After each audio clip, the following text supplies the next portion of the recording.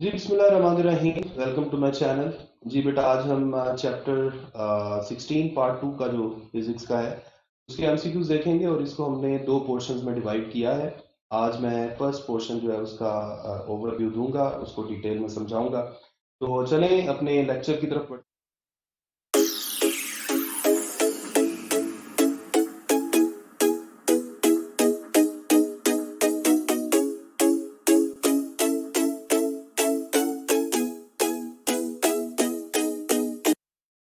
जी welcome back. चलें बढ़ते हैं अपने विंडो की तरफ, जो हमारा मेन टॉपिक है। इसमें जी हमने टोटल 5 टॉपिक्स जो हैं उनसे रिलेटेड क्वेश्चंस करने हैं। Alternating current, AC circuits, AC through resistors, AC through capacitor, AC through inductor. ठीक है जी। अल्टरनेटिंग करंट में सबसे पहला क्वेश्चन है हमारे पास, the frequency of AC in Pakistan is 50 hertz. मतलब कहने का ये है कि पाकिस्तान में जो करंट वापडा में के थ्रू हमें सप्लाई किया जाता है उसकी फ्रीक्वेंसी 50 हर्ट्ज है, यानी एक सेकंड में उसके 50 साइकिल जो है वो पास हो जाते हैं। क्वेश्चन नंबर 2 में कह रहा है I naught is peak value of AC current, its average value over the complete cycle is 0। इसका आंसर 0 होगा। उसकी वजह क्या है कि हम जानते हैं अल्टरनेटिंग करंट का ग्राफ इस तरह का होता है। अगर वाई एक्सिस पे मैंने करंट लिया है और एक्स एक्सिस पे टाइम लिया है, जितनी वैल्यूज पॉजिटिव होती हैं उतनी नेगेटिव भी होती हैं। जब आप एवरेज लेते हैं तो सबको ऐड करके टोटल तादाद से डिवाइड करना पड़ता है। जब आप सबको ऐड करेंगे तो ऑटोमेटिकली आंसर 0 हो जाएगा। क्वेश्चन नंबर 3 में कह रहा है the highest value reached by voltage और current in one cycle is called peak value. यहाँ पीक वैल्यू कौन सी है? ये सामने आप देख रहे हैं, ये पीक वैल्यू है, ये पॉजिटिव पीक वैल्यू है और ये वाली नेगेटिव पीक वैल्यू है, माइनस आई नॉट। ठीक है जी। क्वेश्चन नंबर 4 में कह रहा है जी the peak value of AC source is 20 ampere, then its RMS value is. अब आरएमएस वैल्यू जो है उसका फार्मूला होता है I naught divided by 2 square root. जब आप 1/2 स्क्वायर रूट को सिंप्लीफाई करें तो आपके पास 0.7 आएगा, 707। अब यहाँ आई नॉट की वैल्यू पुट करें। आई नॉट की वैल्यू 20 गिवन है। जब आप 20 को इससे मल्टीप्लाई करेंगे तो 14 पॉइंट समथिंग आंसर आएगा, यानी इसका आंसर बनेगा अल्फा। पहले से जो आंसर लगा है वो गलत है, तो इसमें आप अल्फा को करेंगे। Sum of positive and negative peak values is called peak to peak value. Peak to peak value जो है ये नेगेटिव पीक से पॉजिटिव पीक तक की वैल्यू होती है और इसका आंसर क्या होगा? 2 आई नॉट। यानी नेगेटिव से पॉजिटिव पीक तक अगर हम जाएं तो असल में हम क्या कवर कर रहे हैं? Peak to peak value. Question number 6 में कह रहे हैं the phase angle at positive peak value is.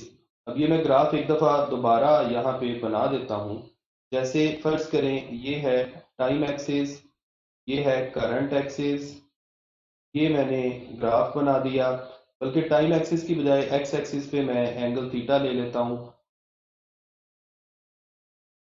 अब देखें यहाँ फेज एंगल 0 है, यहाँ फेज एंगल क्या होगा? 90 डिग्री या पाई/2 रेडियंस, यहाँ 180 डिग्री या पाई रेडियंस, यहाँ 270 डिग्री या 3 पाई/2 रेडियंस और यहाँ पे 360 डिग्री या 2 पाई रेडियंस।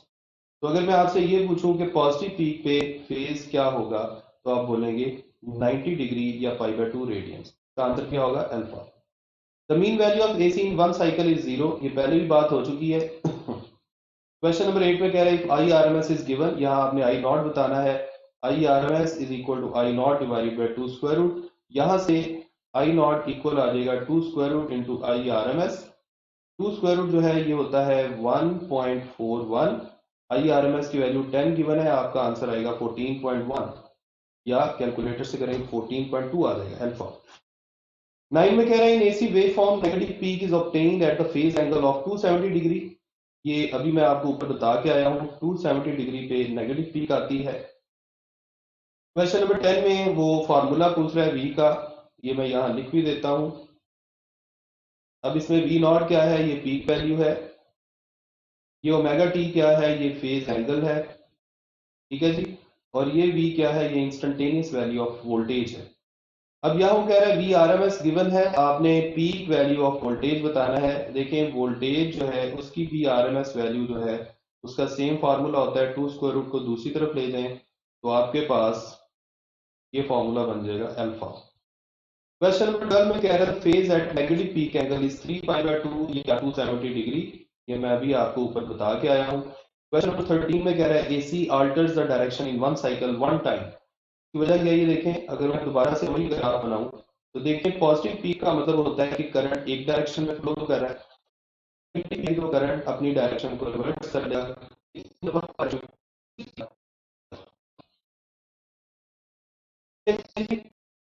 जी नेक्स्ट है आपके पास AC circuit. The basic circuit element in circuit is resistor.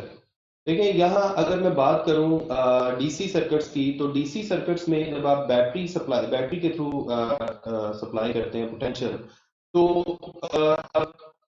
उसके करंट को कंट्रोल करने के लिए, यानी करंट की कम या ज्यादा करने के लिए एक कंपोनेंट है दैट इज रेजिस्टर। लेकिन एसी सर्किट्स में ऐसा नहीं, अल्टरनेटिव को कंट्रोल करने के लिए रेजिस्टर, कैपेसिटर और इंडक्टर ये तीनों यूज किए जा सकते हैं।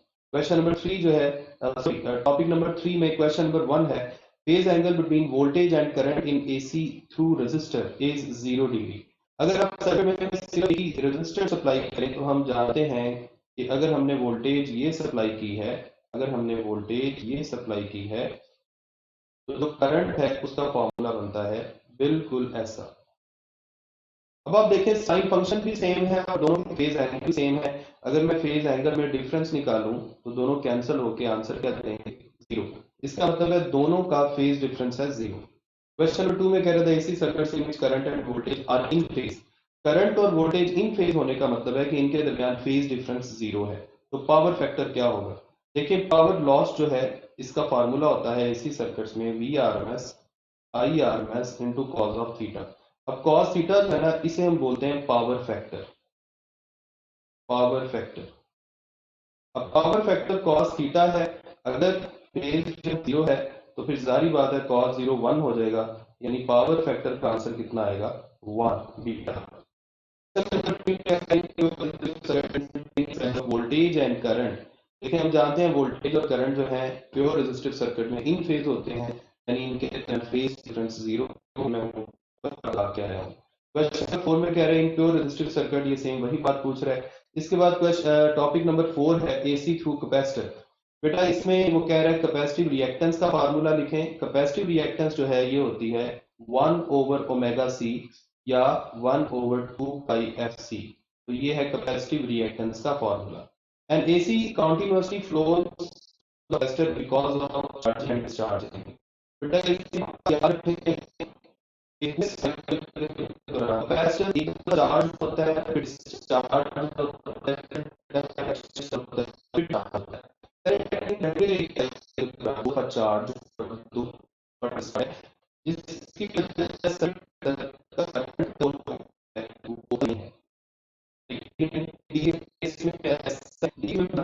साथ कैपेसिटर को कनेक्ट करते हैं तो करंट एक ही चार्ज हो जाता है। जब कैपेसिटर फुली चार्ज हो जाता है तो फिर जो पोटेंशियल है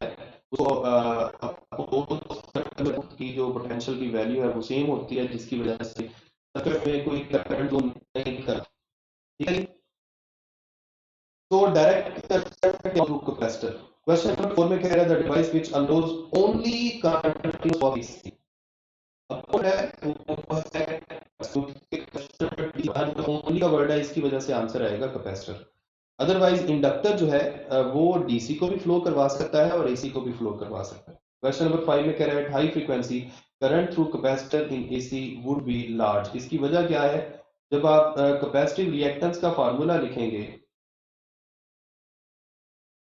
1/2πfc। बेटा अगर फ्रीक्वेंसी हाई होगी तो कैपेसिटिव रिएक्टेंस लो होगी, और अगर कैपेसिटिव रिएक्टेंस लो होगी यानी करंट को थोड़ी ऑपोजिशन मिलेगी, तो अल्टरनेटिंग करंट की वैल्यू ज्यादा होगी। क्वेश्चन नंबर 6 में कह रहा है capacitive reactance for pure DC is infinity. इसकी वजह क्या है, अगर मैं प्योर डीसी की बात करूं तो प्योर डीसी का मतलब होता है जिसकी फ्रीक्वेंसी 0 है, तो जब आप 0 से डिवाइड करेंगे तो आंसर इंफिनिटी आ जाएगा। In case of capacitor the unit of reactance is ohm. कोई भी रिएक्टेंस है किसी भी तरह की, उसका यूनिट ओहम ही होता है, ठीक है। इसी तरह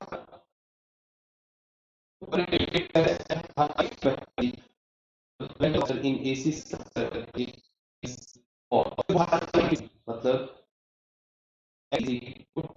1/2 पाई एफ सी। अगर फ्रीक्वेंसी को आप हाई करें तो कैपेसिटिव रिएक्टेंस ऑटोमेटिकली स्मॉल होगा। क्वेश्चन नंबर 9 में कह रहा है the reactance X C of capacitor is, ये मैं फार्मूला पहले भी लिख के आया हूँ, 1/2 पाई एफ सी। क्वेश्चन नंबर 10 में कह रहा है in the capacitive circuit of AC quantity when Q is 0 the slope of Q D graph. अच्छा, ये कैपेसिटर टॉपिक है ना, इसमें ग्राफ हम बनाते हैं जिसमें एक्स एक्सिस पे फर्स्ट करें टाइम है और वाई एक्सिस पे चार्ज होता है। ये ग्राफ पे फर्स्ट करें। अब इस ग्राफ की अगर हम स्लोप, तो आप जानते हैं स्लोप का फार्मूला होता है delta Y over delta X. Axis पे टाइम है, वाई एक्सिस पे चार्ज है, फिर स्लोप हो जाएगी डेल्टा क्यू और डेल्टा टी। और ये बेसिकली करंट का फार्मूला होता है। अब क्यू टी ग्राफ की जो स्लोप है वो बेसिकली हमें क्या दे रही है, करंट की वैल्यू। कह रहा है कि जब करंट जब चार्ज जीरो तो उसकी स्लोप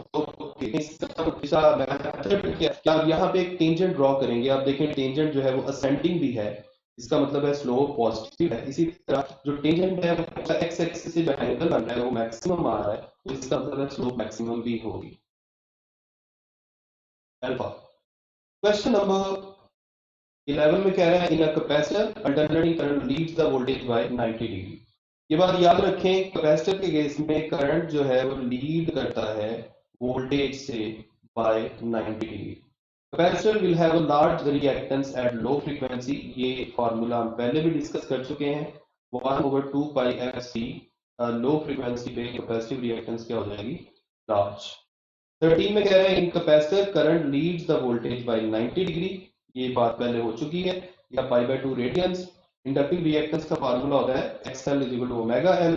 इंडक्टर के केस में, कैपेसिटर के केस में करंट लीड करता है, इंडक्टर के केस में वोल्टेज लीड करता है, या करंट लैग करता है कितना, 90 डिग्री। क्वेश्चन नंबर 3 में कह रहे हैं in alternating current inductor behaves like resistor. ये बात शुरू में भी, चैप्टर के शुरू में मैं आपको बता चुका हूँ कि एसी सर्किट्स में करंट को कंट्रोल करने के लिए 3 कंपोनेंट्स यूज किए जाते हैं, रेजिस्टर, कैपेसिटर और इंडक्टर।